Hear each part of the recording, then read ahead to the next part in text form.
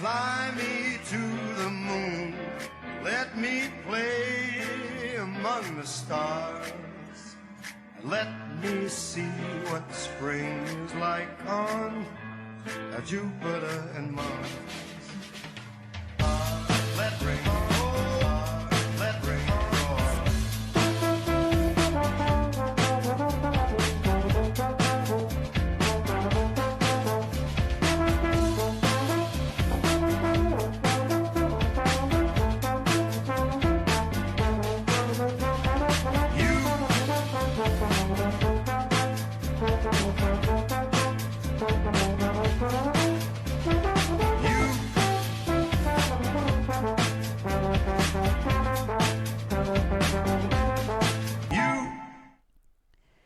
Good morning, everyone. Welcome to beautiful Laurel Park. Happy Sunday.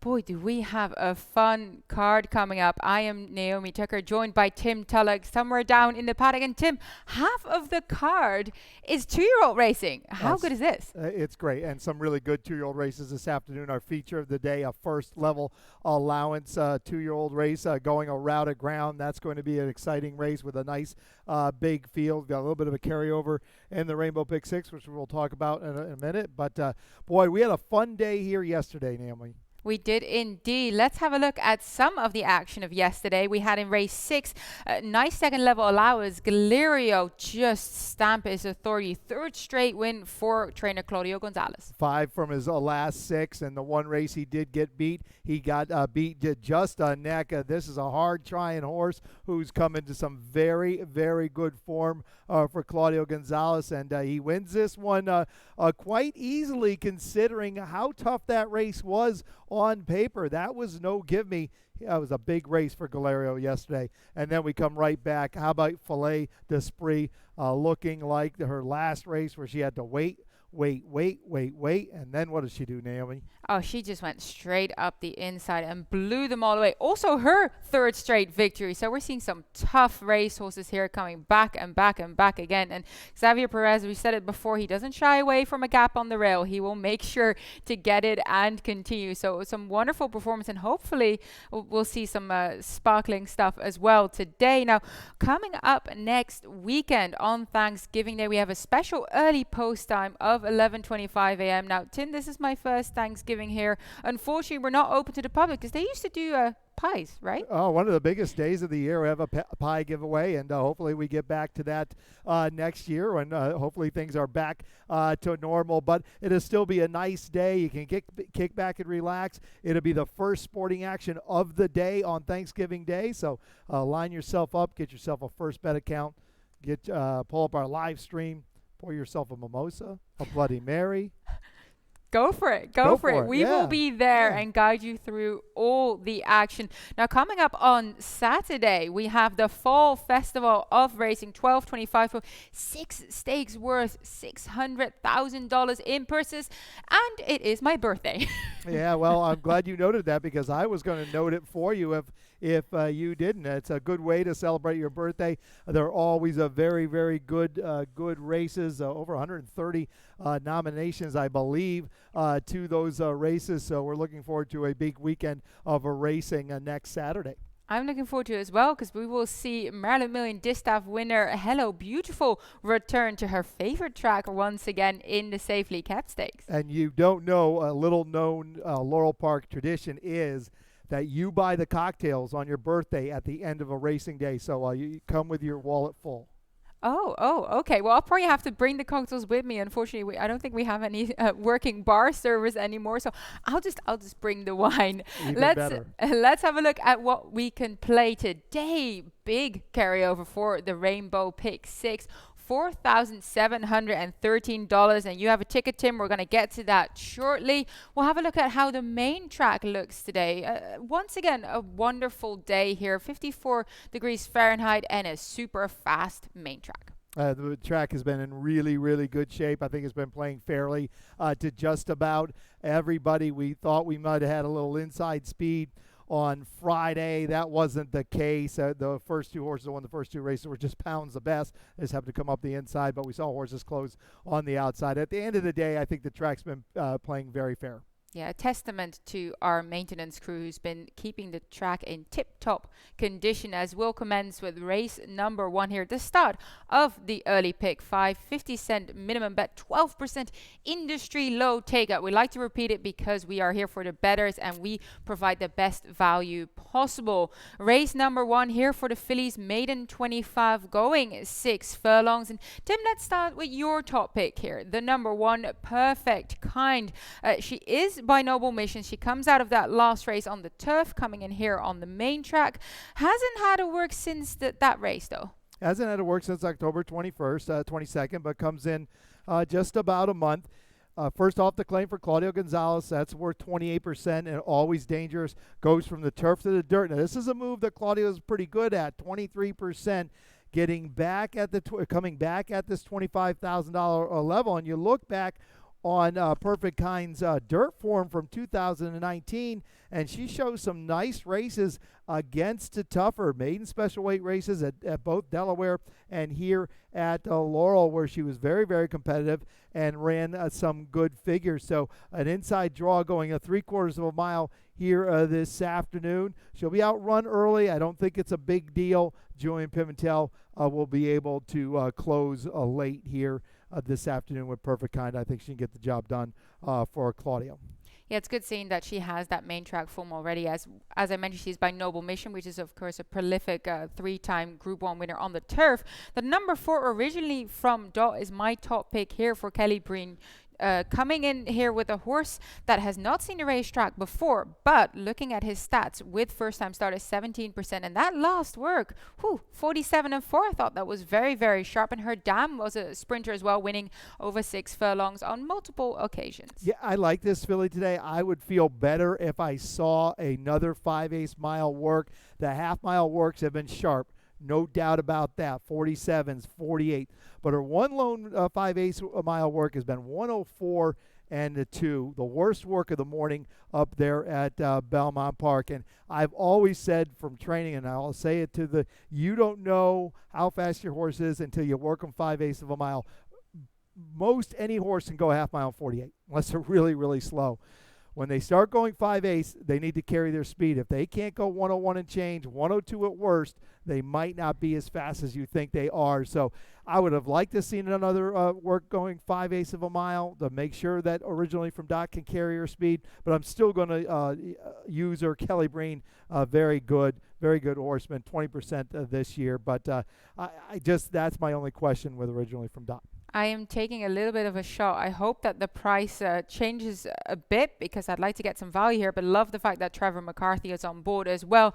Race number 2 for the Phillies, beaten claimers at the nickel level, 6 furlongs as well, is the start of the early pick 4. And of course, we have a super high 5 carryover, 5,298. So pick the first 5 home in this race. And wow, that's quite the carryover here. So do come and have some fun with us. And the pick 4 starts here, and I have an early pick 4 ticket myself. I start in this race going 3 deep using the 3 and the 6, whereby the 3 is my top pick. I'm the Cat's Meow for Marius Seri Jr. Jomar Orlando Ortiz stays on board with her. Last time out, she led at the 8 pole and kind of drifted into the rail a little bit, and she was having to be corrected by Jomar and kind of lost momentum there and just got overtaken late. I hope she can reverse that form and get on top here today. Then race 3, I go 4 deep using the 2, the 4, the 7, and the 8. And then in race 4, I go a bit more narrow using the 2 and the 5. It's the 3-year-olds and upwards. The 2,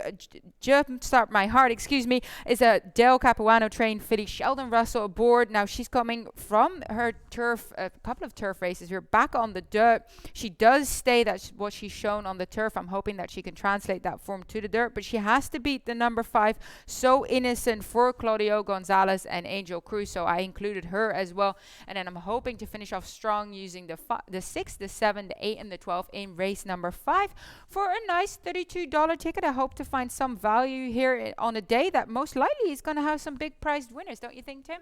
They very well might. You're in a bad spot. Keith Fustel had the early pick 4 on Friday and Saturday, and if you'd bet Keith's early pick 4s the last 2 days, you would have netted a $307 profit. So You've got a big pick 4 ticket here to live up to, Naomi. I'm glad I didn't do the ticket today, and you did. Oh, I have big shoes to fill You have here. big Keith, shoes to our fill. resident morning line odds maker, does a phenomenal job. I keep learning every time listening to him. Let's get going on race number 2. We have a video here for the number 6, Nimue's Treasure. Looking at the way she started, she didn't get away as strongly as you would have liked to have seen. Yeah, she took just a little bobble there, and we'll see it again. Once again, you take a little bobble, but now look at the pan shot. The field gets away from her a little bit, draws off 5-6 lengths from her going down the back stretch. So that cost her some position early, but she keeps on trying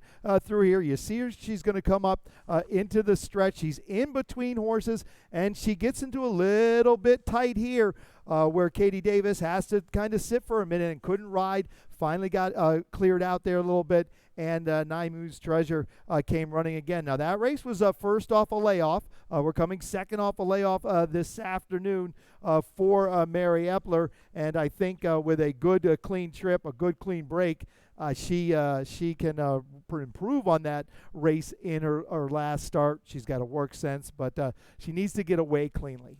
Yeah, all in all, taking that whole last race, not breaking that Sharpie, getting into a tad bit of traffic, and still gamely finding makes me think that there's more to come of this filly. Now, the number 3, I'm the Cat's Meow.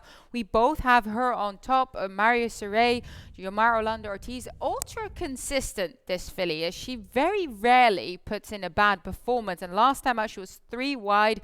And as I mentioned, just going over my early pick 4, she kind of drifted inwards late, lost a little bit momentum there. Yomar had to correct her, and she just got overtaken by a closer. She did. Now, look, she's been in good form all year long. She takes a big drop today. She's been running for that 12-14. She drops in for the 5,000 here this afternoon.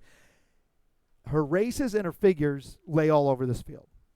There's no doubt about that, Naomi. However, is there something to be said that she was drifting in her last race, getting a little late while she was drifting in, and now she takes this drop to the 5,000. If there's nothing to be said for that, if there's nothing to be read into that, then she probably wins the race. If there is, and that's why I just have a little bit of a question about her. She is my top pick because she does look the best in the race, but not a perfect race in her last, and she takes a drop this afternoon.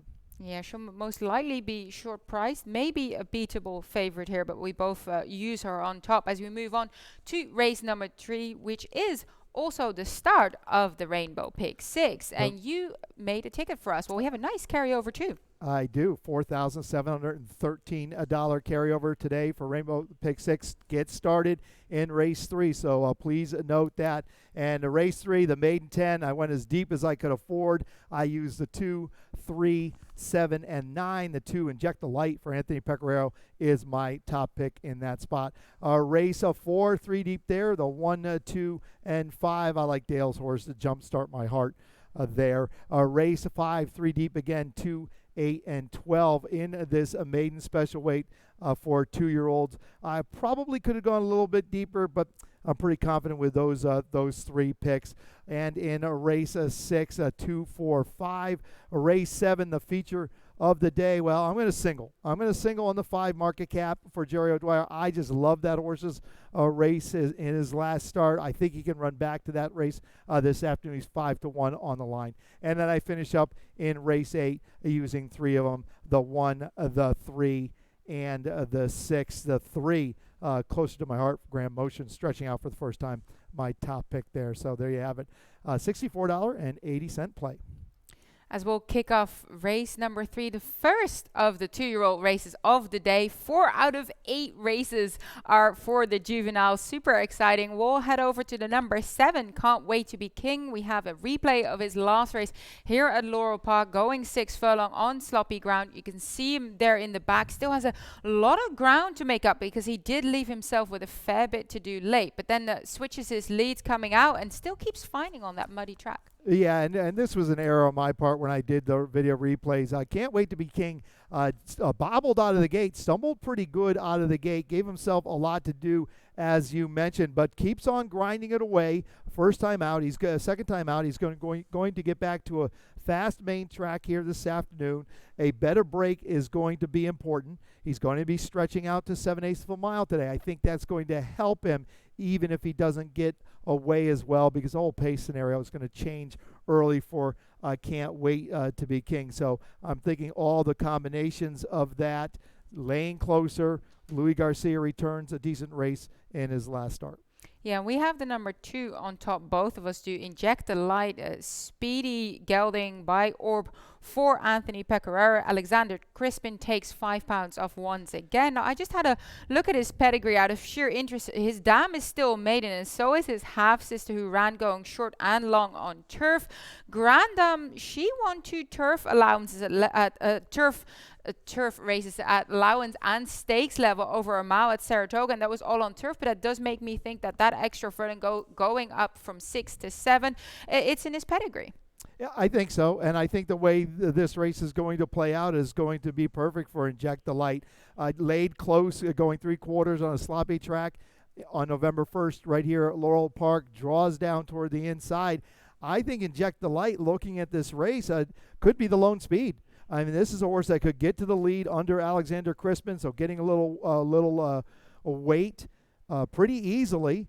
Anthony Pecoraro, second time out of the box, 38%. I think this is going to work for Inject the Light this afternoon. I think he gets a right to the front and doesn't look back. I hope you are right, because I agree with you in terms of picks. But a horse that I didn't get to, the number 9 Cubano Cat Gelding by Cuba, trained by Annette Eubanks, hasn't been able to get one in the winner's circle yet, first time out. No, but she's having a fantastic year. She's winning at 24%, 33% at this meet. This one's been working pretty well here for this maiden $10,000 level, always taking consideration your competition. So I think he is very well entered here this afternoon, gets to break toward the outside, gets to break in between horses, and comes in here with a decent work tap and good enough for this group. So I'm going to give Cubano Cat a little shot here for Annette Eubanks. Yeah, that's what I'm doing with the number 8 Lamarkable for Michael Trombetter. Victor Carrasco, third time starter, stretching to 7 furlong. Now, the sire, More Than Ready, was at his best over 7 furlongs. And if you look back at his last race, Lamarkable, he got quite badly bumped and pinched at the start in his last race. He really had to take back, lost 4 lengths, and could never really get back into it afterwards. And his dam, Dr. Diamond's Prize, she won second out of the box over 5 furlong, and she was a stakes winner over 6 furlongs. So I'm hoping that a trainer like Michael Trombetter, who tends to win at a high percentage, could have worked his magic, and third time is a charm, right? Yeah, it's all about the break for Lamarkable. I didn't get away in debut, got bumped and pinched at the start. When you get pinched, you're not getting away. The other horses just get enough daylight on you. They come in on you. A good break is going to be important to hold your ground at the start. If you don't get away well, you're gonna get pinched every single time. A good break's going to be important for Lamarkable. Absolutely. Race number 4 is the start of the late pick 5, and we will also be having a look at both our topic number 2. We don't have a carryover, but do come and have some fun with us. The number 2 is your topic, my topic, Jumpstart My Heart here for Del Capuano. She is coming off a whole sling of turf route races, but she's done phenomenally well in those route races. It shows us that she can stay, and Del going from turf to dirt is 28% winner, so he definitely knows how to prepare them for it. He certainly is, and they win 2 in a row 21% of the time. This is a drop out of the Maryland Million turf. It is a drop, distaff turf. It's a drop out of the turf races as she's been running. She's getting back to the main track. She's only won 1 race on a fast main track in her career, but she's by Jumpstart out of Silver Charm Mare. There's nothing in her breeding that suggests she can't handle the main track, especially against this level. The last time she won a race on the main track was against 5,002 life starters. She's in for 8,000 today. She's in good form, and I think she can handle this group on the main track. And like I said, her breeding suggests she doesn't even absolutely need the grass. She should be able to handle the dirt. A horse that most likely will be going off as the favorite is the horse that we have in second, number 5, So Innocent, 6-year-old mare by Blame, trained by our resident leading trainer Claudio Gonzalez, who also has good stats going from turf to dirt. But just looking at her and her career, she has been doing a fair bit of running on the maiden track and did so very well, and is now dropping to the lowest level that she's ever been at. That's right. And you look back on her form, and you're going to see some good route races that she hasn't won. She's won for 20 on the main track. But going back to earlier this year, there's some good races where she had some good finishes against much tougher than she faces here this afternoon. So being 8-5 on the line and the morning line favorite doesn't surprise me whatsoever. Yeah, she figures to be short. Now do stay with us as we'll go to a commercial and we'll be right back.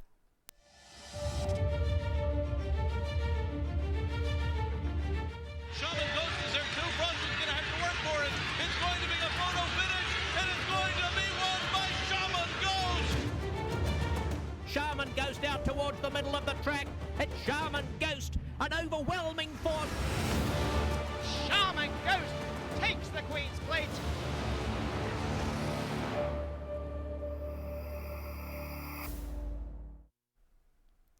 Welcome back to Today at the Races at Laurel Park as we'll get going on race number 5. Yes, another 2-year-old event. I can't hide my excitement here. I love the juveniles. It's trying to solve this puzzle because there are 6 first-time starters in this field. You and I see this kind of similarly. Let's get started on your top pick, Tim. The number 12, Jungle Cry, 2-year-old colt by Animal Kingdom, trained by Brittany Russell, who's been doing incredibly well with her 2-year-olds. 33% first-time starters, a strong work tab. And if you look at the breeding dam Davina, Ida won second time out over 7 furlongs. And look, you start with Brittany Russell, right? Very, very good with her young horses. Very, very good with all of her horses of late. Jungle Cry draws to the outside. It draws the dead outside in a big 12-horse field. That's a little bit of a concern for me, not breaking in between horses. And all of a sudden, she has 11 horses. He has 11 horses breaking down toward the inside. Laurel Park's a very wide racetrack. Horses go to space, so breaking straight's going to be important for Jungle Cry. Most young horses will break to the outside first time out when they're on the dead outside, so hopefully Sheldon can keep this one straight. But as you mentioned, Adina Springs Homebred has been working very, very well. There's some nice works, including a current 101 flat sitting right on this track, right on Laurel Park, sitting right on top of this race. The second dam, oh, that was a nice mare also. 4 for 7. She was a graded stakes winner. This one's cut out to be a nice horse. Now she's by Animal Kingdom. You know, probably has a turf future with an Unbridled Song underneath. But you have to start somewhere, and this could be a good spot for Jungle Cry. Well, strong field lined up in this maiden special weight going 6 furlong. I ended up on the number 8 on top, Dance Pants. Gets Trevor McCarthy on board. First time starter for trainer Arno Delacour. Was a $160,000 2-year-old OBS March purchase. Is by Tamarcus, who is currently 22% winners with his 2-year-old. The dam broke her maiden going a mile, third time out, but that worked 2 works back at Fair Hill, 47-3. I thought that was quite sharp, and that tunes him up nicely. As he's certainly been working, forwardly for his debut. He's got a nice professional complete work tab going back to the first week of August. The dam was 1 for 14. The second dam was a stakes winner, so there's a little bit of blood there. Getting Trevor McCarthy for the first time, a good draw in between horses, but toward the outside this afternoon for Dance Pants. I like Dance Pants also, first time for Arno in my exacta. I do as well. Well, we can dive so much deeper into this race, can. and we will before the race goes off, but we'll move to race number 6. Phillies going 6 furlong here, Nicole Levitt claiming, and we'll have a look at the number 4, Midnight Crossing, her last race here at Laurel Park, where she didn't get out great, but she ends up running very strongly there late. Yes, she did stumble at the gate, and I wish I had gotten that video. And she stumbled pretty good out of there. But boy, is she game down toward the inside. Now, this was a first race coming off a pretty long layoff, 11-month layoff. She's inside 3 other horses. She digs down. She's trying. She's in her own little race there. The eventual winner, Miss Chapman, wins off by 3 or 4. But she wins her heat of that race, and that's exactly what she'd been doing going into that layoff. She'd won 3 in a row in very, very good form at this level. Damon Del Dovico, 27%, second time off of this type of layoff. I think there's a lot to like there with Midnight Crossing, and of course, Horacio Caramanos returns. I couldn't agree with you more. I was kind of flip-flopping, putting either her or Got a Flat Haver on top. I ended up with the latter, the number 5, trained by Carlos Macia. Javier Toledo stays aboard. Strong last run at this level where she broke strongly and just kind of moved up, and nobody ever got to her. She cleared away. She's most likely going to be the main speed influence in this event. Possibly. I mean, she fired a lifetime best in her last start. She got to an easy lead. Everything went her way. She comes out of a couple races. She met Folie d'Esprit. She met Half in the Wrapper. She got herself a good spot while dropping to this nickel level. My concern for her this afternoon is the one horse, Splendor Gal. Splendor Gal has shown speed in her previous races. Now she draws the rail this afternoon, is almost obligated to use her speed on the rail under Alexander Crispin, and I think she will. So I don't know that Got a Flat Haver is going to get that easy lead this afternoon, and that's why I picked a little bit against her. She's still in my exacta, but I don't know if an easy lead is totally in her cards. Yeah, well, this is very interesting to hear from you, because I always look at pace flow in races as well. So very much worth it to use and possibly try and beat the favorite. She'll most likely go off short. You might go off short for sure. Another thing we need to pay attention to, race 6, we're on the Hugh McMahon watch. He has the 2 Polished Girl. She's dropping in class today, getting back to the main track, lays off the pace. If there's a hot pace in front of her, she can come over with some finish. She could get the job done, and if she does, Hugh McMahon will have won, if that's in the cards for Hugh, his 1,000th career race. So we're looking at win number 1,000 today for Hugh McMahon, and wish him the best of luck. And I hope he gets it done soon, because oftentimes you see this and it's weeks and weeks and weeks to get over that hump, whether you're a rider or a trainer. So wishing Hugh the very best this afternoon. It's his day. It's Sunday. I was going to say, if it's Tuesday. If it's not today, then maybe it'd be great to do it on the stakes day on Saturday next week. Wouldn't that be a party for him if he has his nice 1,000th winner on that day? We're going with the feature of today. The first level allowance for 2-year-old, very deep field here. You ended up using the number 5 on top. So did I. Market Cap, which, we've been talking about this horse 2 days ago, because this horse is a half brother to Nashville, the horse that broke the track record at Keeneland over 6 furlongs on the undercard of the Breeders' Cup, trained by Steve Asmussen. He is trained by Jeremiah O'Dwyer. Market Cap gets Johan Rosado back on board and was such an impressive winner last time out. He was an impressive winner last time out. I think we have a video of his last start here at Laurel, and I mean, he looks like he's just kind of coming up in between horses. He's a big, long, striding horse, and it looks like it's going to be a horse race to the wire at this point. But hold on. Here we go. Market Cap finds another gear, strides away from this group pretty easily. Now, this was an off-the-turf event. I understand that, but it held together with 10 horses that afternoon, and at the time, we had a lot of weather coming in, and guys were entering their horses knowing these races would come off the turf. So it probably wasn't that genuine midsummer off-the-turf event. A lot of horses entered because they figured we were coming off the turf. So I think that race was a little bit tougher than you might consider a regular off the grass race. 61 Beyer speed figure. Sharp work since that last race. 48-3 for Jeremiah Dwyer. And I just liked his 2 route races. I thought he looked really good on October 30th. And I got the chance to speak with Jared Dwyer before that race and afterwards, but he was saying that he's so happy with this colt because he's finally figured out a way to make him put on muscle, relax, and really use his natural speed, and that's exactly what he did. So great positive reports coming in from the O'Dwyer barn, which has been on fire. I mean, they've been doing incredibly well.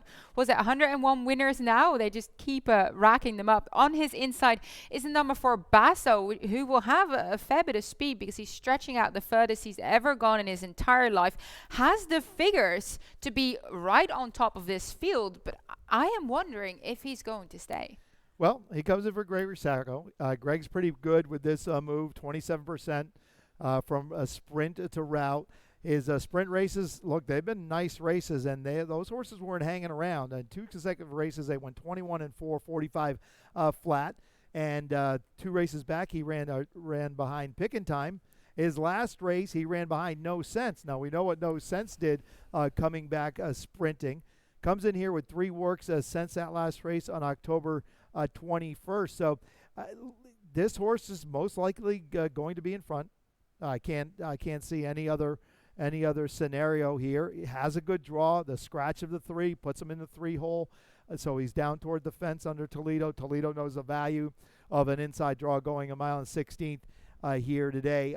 Look, if he can stretch, the danger is he gets to an easy lead, and we just wave him goodbye, and no one can catch him. But my top pick, Markin Cap, has shown the ability to lay close while going long, so we'll have to see how it all shakes out this afternoon. You have interest in the 10. Yeah, no I think the 10 can lay close as well. Has that similar style as what you were just mentioning with Market Cap. Gets Trevor McCarthy on board for the first time. And in that last race, I mean, he was close to the pace, posted quite decent time from US pace figure there, triple-digit figures. That's sort of the higher class that I'm looking for, and just found Legamo too good. Yeah, look, he's got to deal with the 10 hole. He's got to deal with the 10 hole going 1 mile 16th. That's always 9 hole, not much difference. That's always a tough call, but he laid off the pace in his last race on a good racetrack. He's going to get a fast racetrack this afternoon while sprinting. I can't imagine Trevor McCarthy is going to try to use him too much into that first turn when we know we've got a horse, a very pretty fast horse coming out of sprint races down toward the inside. I would expect him pretty well placed with under Trevor, with Trevor not using a ton of them, saving something for the finish. Absolutely. If anyone knows how to ride the 2-turn mile and 16 here at Laurel, it's Trevor McCarthy. As we will finish up with the nightcap here, another 2-year-old event for the Phillies going 1 mile and 16, maiden 40. We have a little video for the number 1, Wonderwall, just her last sort of stretch there. She gets the blinkers on, and she was very, very game trying to gun them down late. But if you look at her here, it kind of looks like she doesn't have a chance. She's behind a wall of horses, and then she angles out towards the outside, gets into the clear, and kind of starts grinding it out. Nothing like clean air. There's nothing like clean air. Horses want to run into clean air, and when this one gets into clean air, she gets to running.